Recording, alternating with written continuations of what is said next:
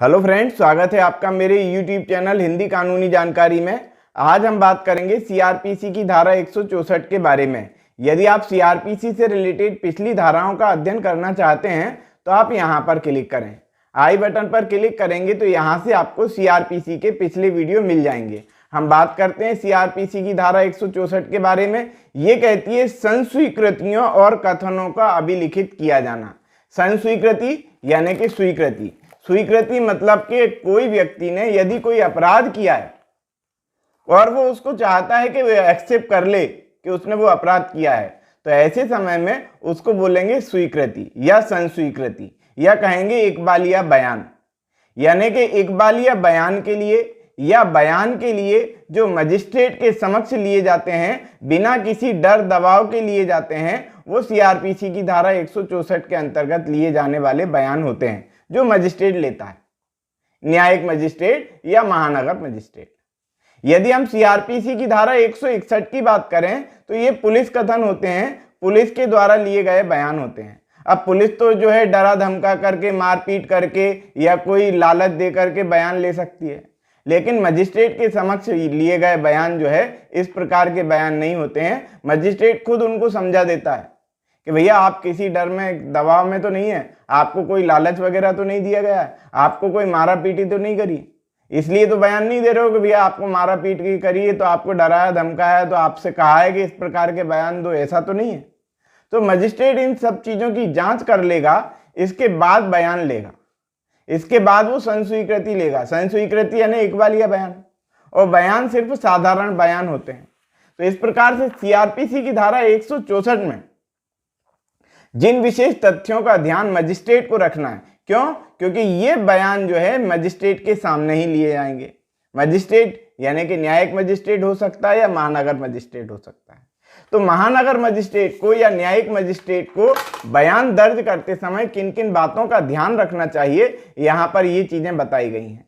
पहला पॉइंट बताया गया है कि मजिस्ट्रेट को इस बात का ध्यान रखना चाहिए कि क्या वह इकबाल स्वेच्छा से बिना किसी डर दबाव के कर रहा है, यानी कि वो स्वीकृति जो कर रहा है, एडमिशन जो कर रहा है कि हाँ साहब उसी ने अपराध किया है, यदि वो ऐसा कर रहा है तो वो किसी डर दबाव में तो नहीं है। ये चीजें मजिस्ट्रेट को देखना है। पॉइंट नंबर 2 कि पुलिस ने उसको किस दिन गिरफ्तार किया था और किस समय गिरफ्तार किया था, ये चीजें मजिस्ट्रेट देखेगा। वह कितने दिन तक न्यायिक हिरासत में रहा है, पुलिस हिरासत में रहा है, इस बात को देखेगा।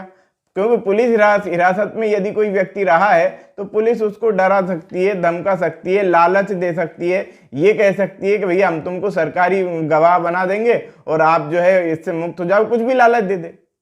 तो पुलिस कुछ भी लालच दे सकती है। तो क्या पुलिस ने कोई लालच दिया है, इसको चेक करने के लिए ये देखा जाता है कि भाई कितने दिन तक पुलिस हिरासत में रहा। अच्छा, एक बात और है कि क्या उसे कोई उत्प्रेरणा दी गई, कोई धमकी दी गई, मारा पीटी की गई, या उसको कोई लालच दिया गया, इस प्रकार की बातें न्यायालय ध्यान रखेगा। इसके अलावा में वह ये भी ध्यान रखेगा कि यदि कोई बयान लिया जा रहा है, इकबालिया बयान यदि वो दे रहा है, तो ऐसे समय में उसको कोई मानसिक या शारीरिक कष्ट तो नहीं दिए गए हैं। तो उसके शरीर को चेक करेगा कि उसके शरीर पर कोई निशान वगैरह तो नहीं है।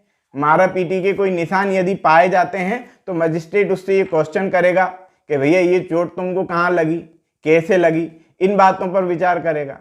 तो इस प्रकार से कुल मिलाकर के यहाँ पर ये बताने की कोशिश की जा रही है कि जो इकबालिया बयान लिए जाएंगे मजिस्ट्रेट के समक्ष सीआरपीसी की धारा 164 के अंतर्गत संस्वीकृति ली जाएगी, एडमिशन यदि उससे लिया जाएगा तो उसको ये समझाया जाएगा कि भैया आपको कोई डराया धमकाया तो नहीं गया। आप यदि डरा और धमका करके यदि कोई व्यक्ति आपसे बयान लेना चाहता है तो आपको इस प्रकार के बयान देने की आवश्यकता नहीं। आपको सीधी ये बात है कि आप किसी भी प्रकार का इस प्रकार का बयान ना दें। यदि आप चाहें तो आप जा सकते हैं, बिना बयान दिए, बिना कोई संस्वीकृति किए आप जा सकते हैं, और आपको जो है पुलिस कस्टडी में भी हम नहीं भेजेंगे। इस प्रकार की बात मजिस्ट्रेट उसको समझा देगा। बता देगा कि भैया आपको कोई तकलीफ नहीं है, आप बिल्कुल खुल के बोलो जो भी बोलना है, आपको किसी प्रकार की कोई परेशानी नहीं है और आपको किसी प्रकार की कोई परेशान नहीं किया जाएगा, इस बात की भी हम गारंटी लेते हैं। पर आपको जो बोलना है वो खुल करके बोलो। और एक बात और ये ध्यान रखो कि यदि आपने जो भी बोला वह जो है साक्ष्य में ग्राह्य होगा और हो सकता है कि आपके विरुद्ध गवाह के रूप में, आपके विरुद्ध साक्ष्य के रूप में इस चीज को उपयोग में लाया जाए। तो भैया जो भी बोलना है वो सोच समझ के बोलना। और ये जरूरी नहीं है कि आप ये कहो ही सही कि मर्डर मैंने किया है, अपराध मैंने किया है, ये कोई जरूरी नहीं है। इस प्रकार की बातें मजिस्ट्रेट उनको समझाएगा। तो किताबी लैंग्वेज में क्या लिखा हुआ है इसके संबंध में हम अध्ययन कर रहे हैं। तो किताबी लैंग्वेज में सीआरपीसी की धारा 164 में लिखा हुआ है कि संस्वीकृतियां और कथनों को अभिलिखित किया जाना। कौन अभिलिखित करेगा? मजिस्ट्रेट। कौन सा वाला मजिस्ट्रेट? महानगर मजिस्ट्रेट या फिर न्यायिक मजिस्ट्रेट, दोनों में से कोई सी। और क्या अभिलिखित करेगा? लिखित यानी कि लिखेगा। क्या लिखेगा?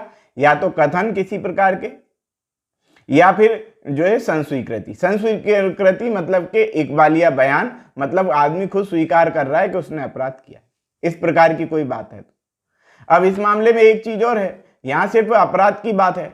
यदि मान लेते हैं कि कोई लड़का लड़की भाग गए, पुलिस ने उनको पकड़ लिया। अब लड़की यदि पुलिस को बयान देती है तो पुलिस के बयान तो कोई मतलब के नहीं है, ना साक्ष्य में ग्राह्य किए जाने योग्य हैं। तो ऐसे समय में लड़की के बयान सीआरपीसी की धारा 164 के अंतर्गत मजिस्ट्रेट के समक्ष कराए जा सकते हैं। अच्छा, सीआरपीसी 164 के जो बयान हैं वो जो है एफआईआर के बाद और इन्वेस्टिगेशन के टाइम पे और इंक्वायरी और जो है ट्रायल के पहले लिए जाते हैं।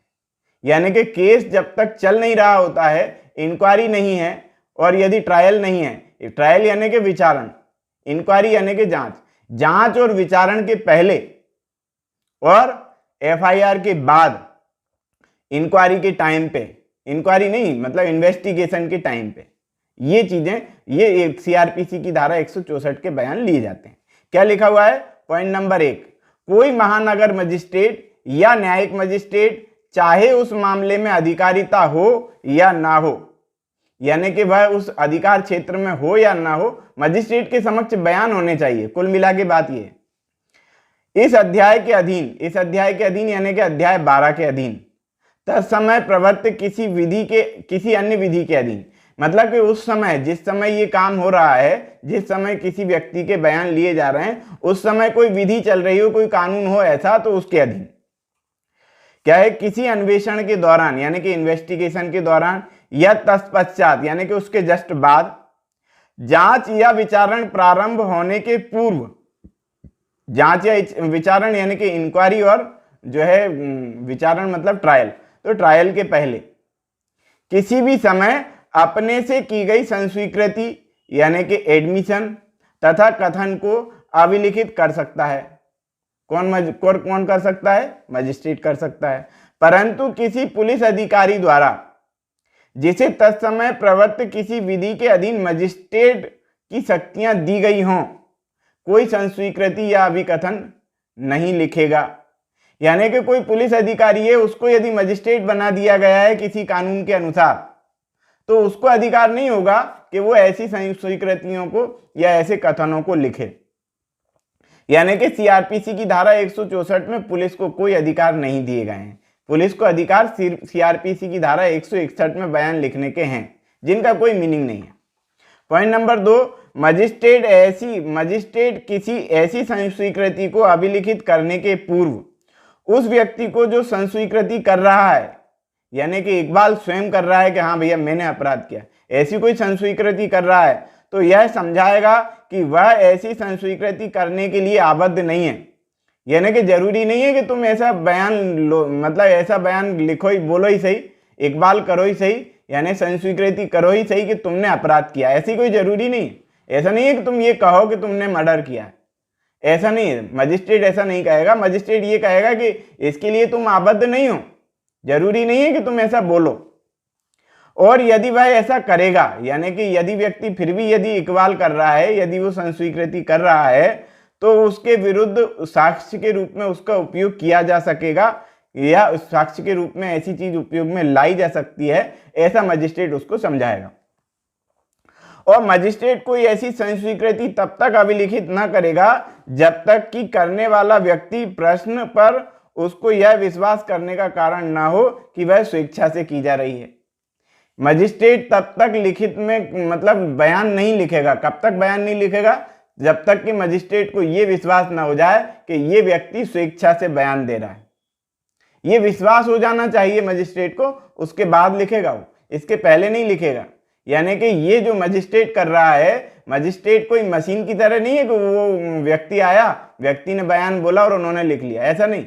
मजिस्ट्रेट ये चेक करेगा कि व्यक्ति स्वेच्छा से बोल रहा है या किसी के डर दबाव में बोल रहा है। और यदि डर दबाव में बोल रहा है तो मजिस्ट्रेट को जरूरी नहीं है कि वो बयान को लिखे, वो बिल्कुल नहीं लिखेगा बयान को तभी लिखा जाएगा जब वो स्वेच्छा से किए जा रहे हैं। पॉइंट नंबर 3 कहता है कि संस्वीकृति अभिलिखित किए जाने के पूर्व यदि मजिस्ट्रेट के समक्ष हाजिर होने वाला व्यक्ति यह कथन करता है कि संस्वीकृति करने के लिए वह इच्छुक नहीं है, यानी कि वह इकबालिया बयान देने के लिए जो है इच्छुक नहीं है, वो नहीं चाहता किसी भी प्रकार का इकबालिया बयान देना। पुलिस तो उसको जबरन ला करके कटघरे में खड़ा कर दिया और बोला कि मजिस्ट्रेट के समक्ष आप बोलो। तो साहब मेरी इच्छा नहीं है कि मैं इस प्रकार का कोई बयान दूं जिससे कि मैं फंसूं।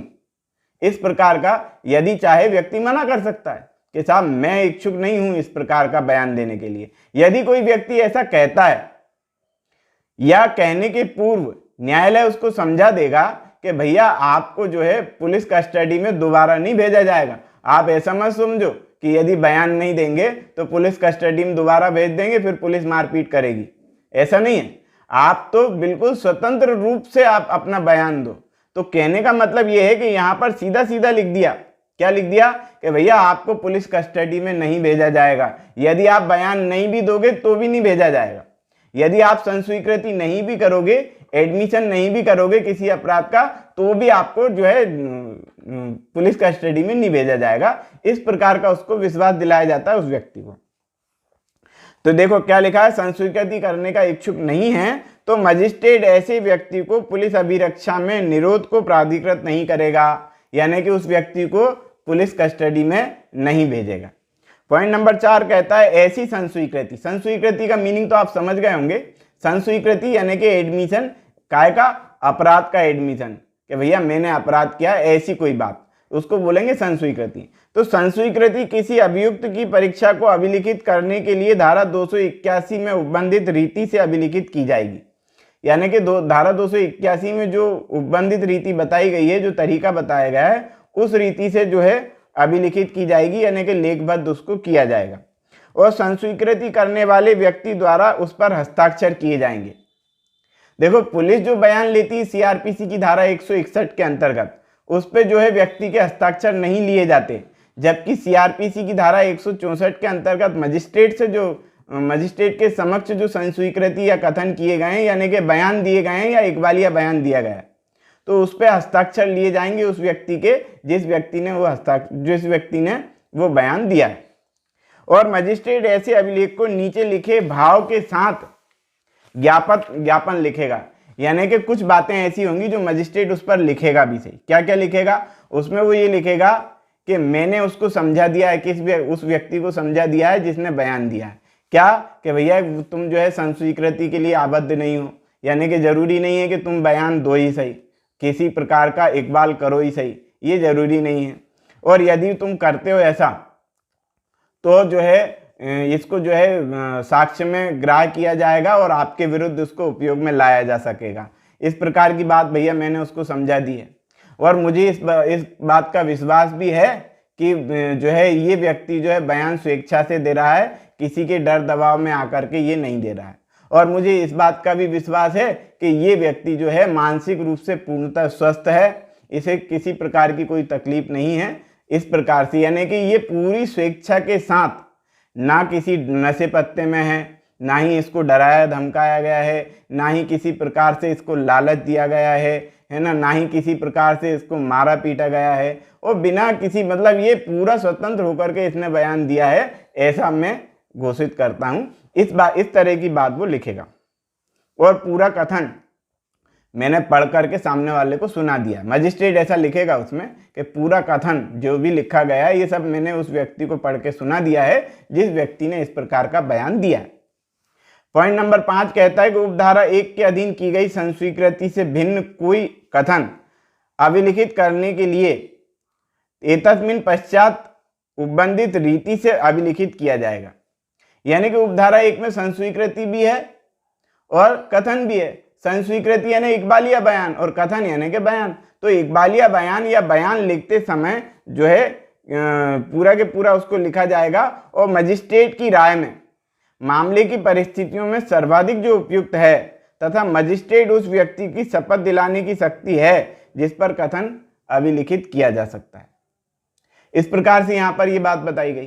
पॉइंट नंबर 6 बताया गया कि इस धारा के अधीन किसी संस्वीकृति या कथन अभिलिखित करने वाला मजिस्ट्रेट उस मजिस्ट्रेट के पास भेजेगा जिसे मामले का जांच या विचारण करना है।